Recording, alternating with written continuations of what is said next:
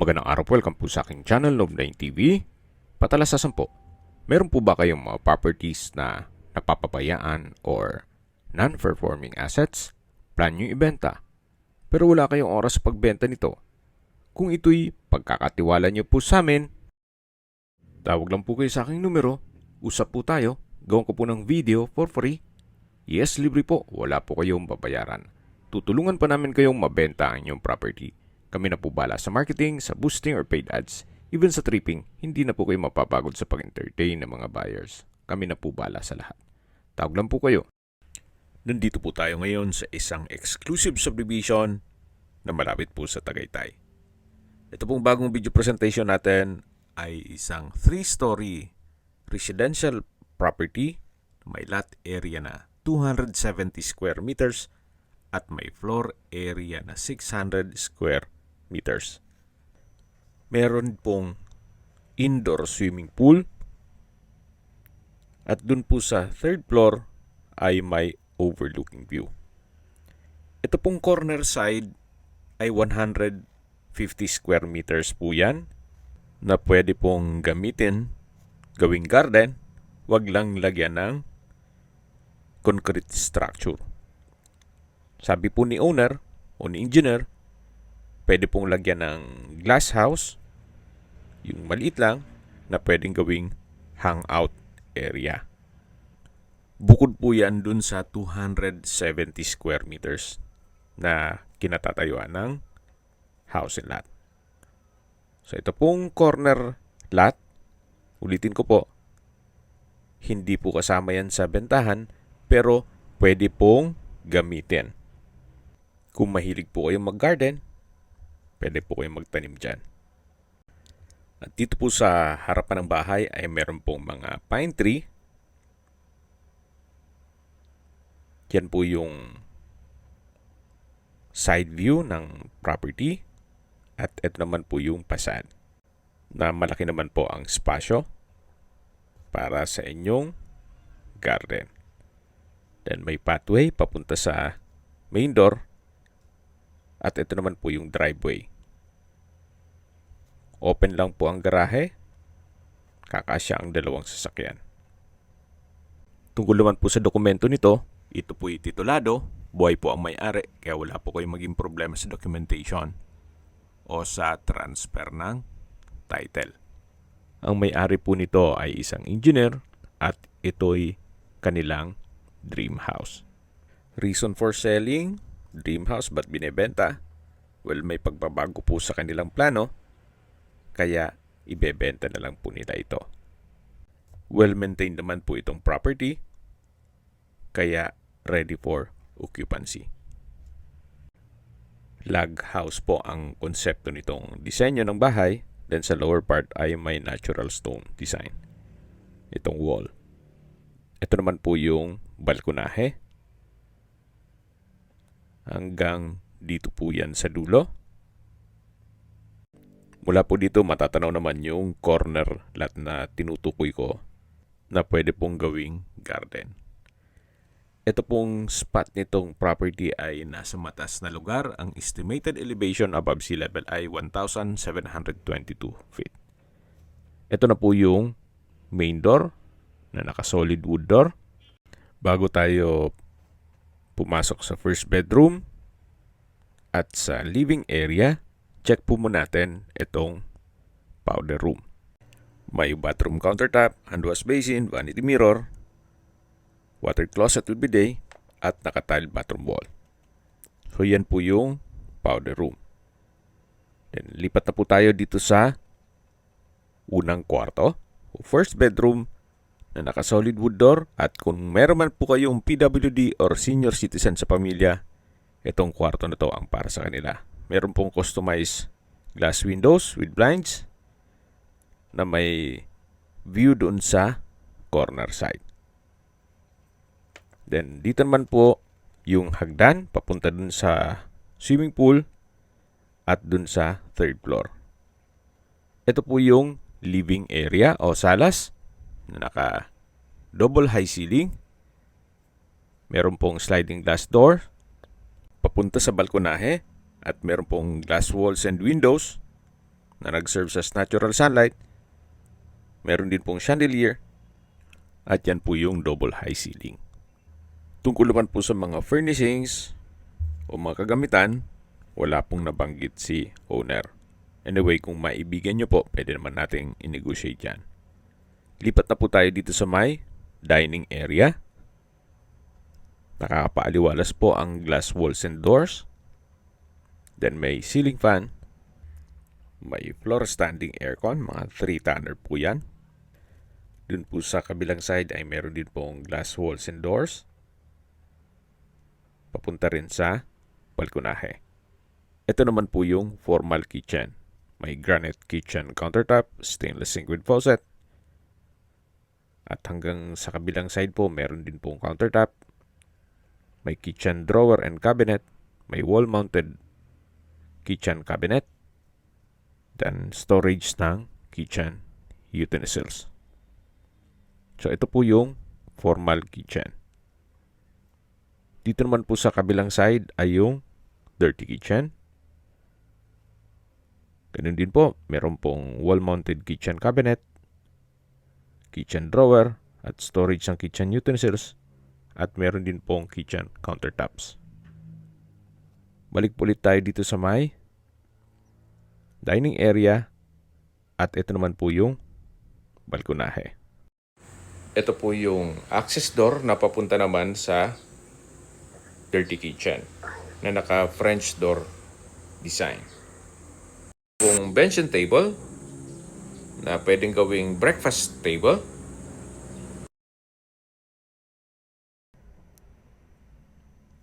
Dito na po tayo sa balkonahe. Tunghayan niyo po itong kapaligiran kung saan napakatahimik po ng lugar, sariwang hangin, at malamig po ang klima. Napakaganda po nito para sa inyong retirement o bahay bakasyonan. Actually, kung malayo pa naman yung panahon na inyong pagre-retiro, pwede naman po nyo itong paupahan. Ang rentahan po sa ganitong kalaking bahay na may swimming pool pa ay nasa 80,000 pesos ang monthly. Pero mura na po yun sa ganung presyo. Or pwede nyo rin pong ipasok sa Airbnb. So, balik po ulit tayo dito sa loob. Yan po yung formal kitchen. Then yan po yung first bedroom na napakita ko na sa inyo. Dito naman po yung salas o living area at akit na po tayo. Ito pong hagdan ay naka wooden staircase, wooden handrail at metal railing. Meron din pong staircase window. Nag-serve as natural sunlight. At ito pong staircase wall ay maayos naman ang pintura.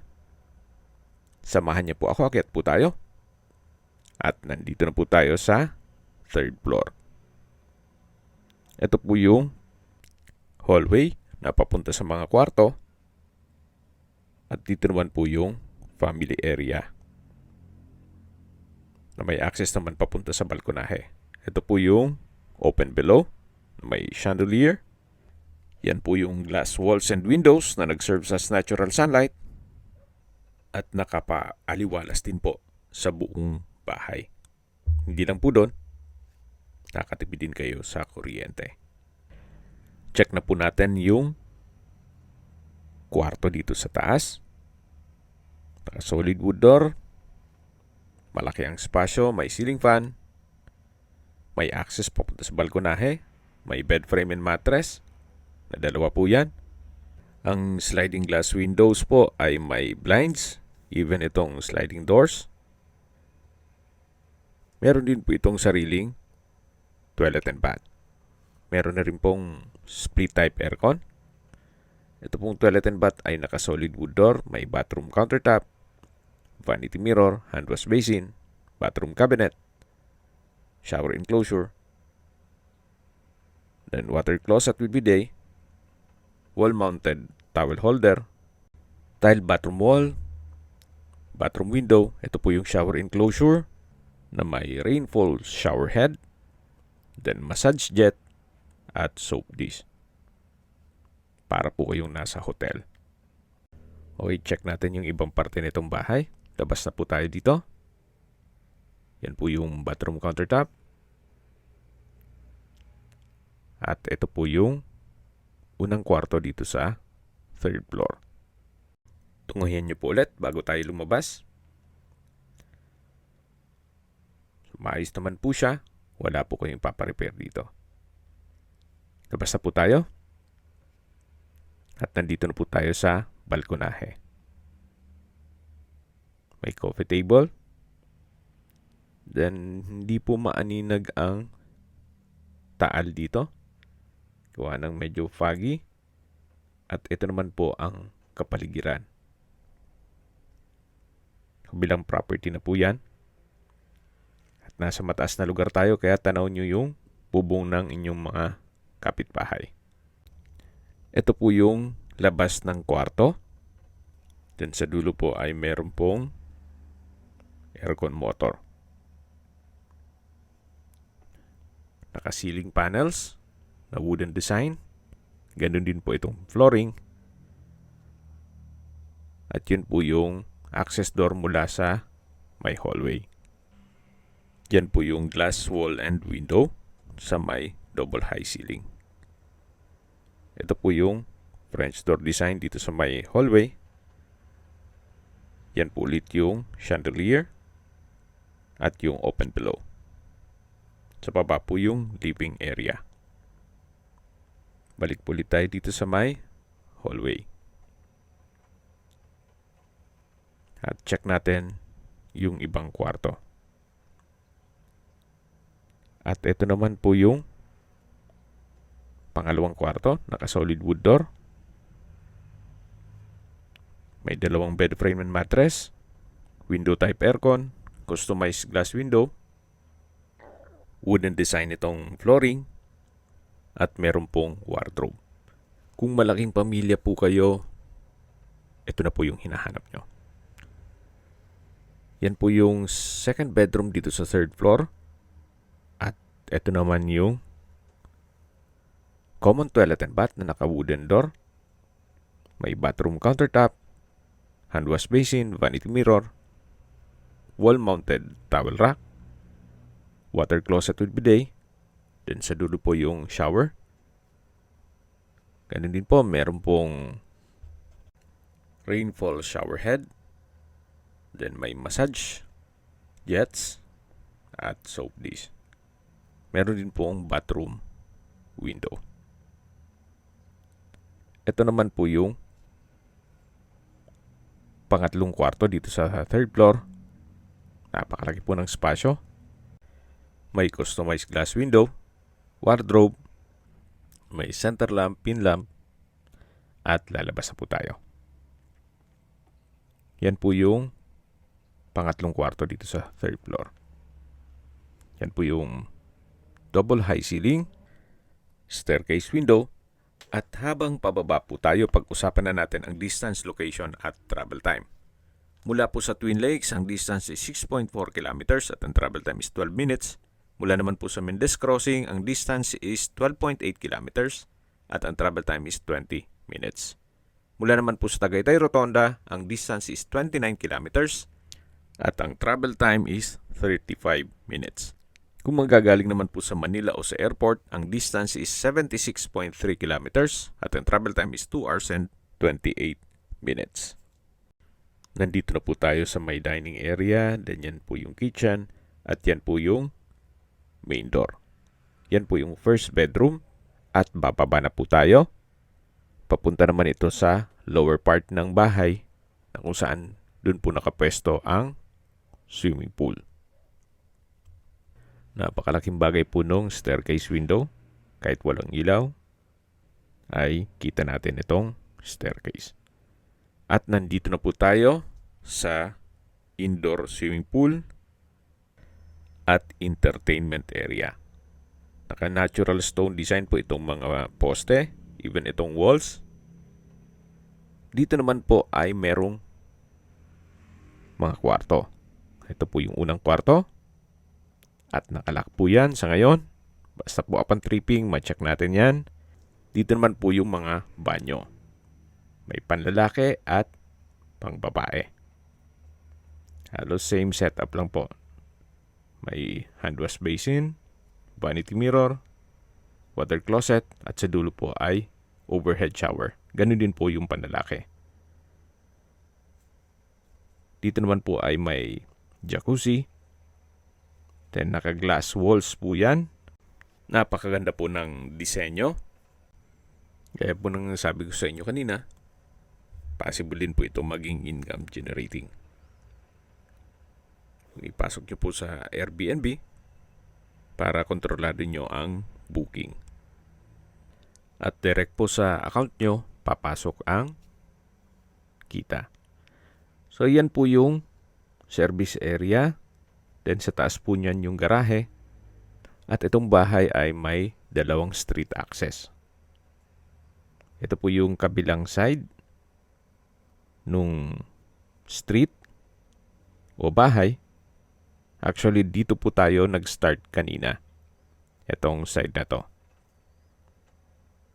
Then umikot tayo dun sa may corner lot na kung saan pwede nyo pong gawing garden.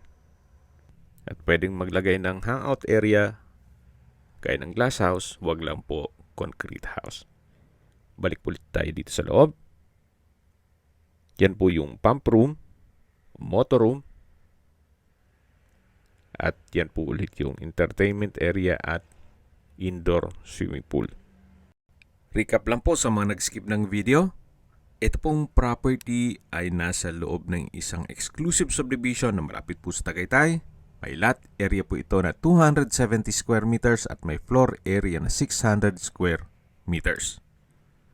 Tungkol naman sa dokumento nito, ito'y titulado kaya wala po kayong maging problema sa documentation o sa transfer ng title. Binebenta po ito ni owner sa halagang 35 million pesos. Net. Ibig pong sabihin, si buyer na po ang sasagot sa lahat ng taxes at expenses with regard to documentation. Kung may mga katanungan po kayo or interesado kayo dito sa property nito, tawag lang po kayo sa aking numero. At sa mga kababayan naman natin na sa ibang bansa, meron po akong WhatsApp, Viber at Telegram. Same number lang po, 0917-316-3399. Sa mga nagtatanong naman po ng aming Facebook, meron po aming Facebook page na Nov9TV at Facebook Real Video. Meron din pong TikTok at Instagram. May ibang YouTube channel po kami, the Nov9TV channel, Nov9TV Listings, Nov9TV On The Spot, Nov9TV Updates, at Nov9TV House Rental. Sana po naibigyan nyo ang video presentation. Paki-like and subscribe na lang po sa aking channel para ma-update din po kayo sa aking future listings. Kung sakali po hanap nyo yung mas malaking sukat ng lupa, meron din po kami ibang listings na pwede nyong pagpilian. Huwag po kayong mag-atubiling tumawag sa amin. Then, let us know your budget para malaman namin kung anong property pwede naming ilong sa inyo. Sa lahat pong viewers, subscriber at nagtiwala po sa amin, salamat po sa suporta. Ingat po kayo lagi at yung pamilya. Maraming salamat po.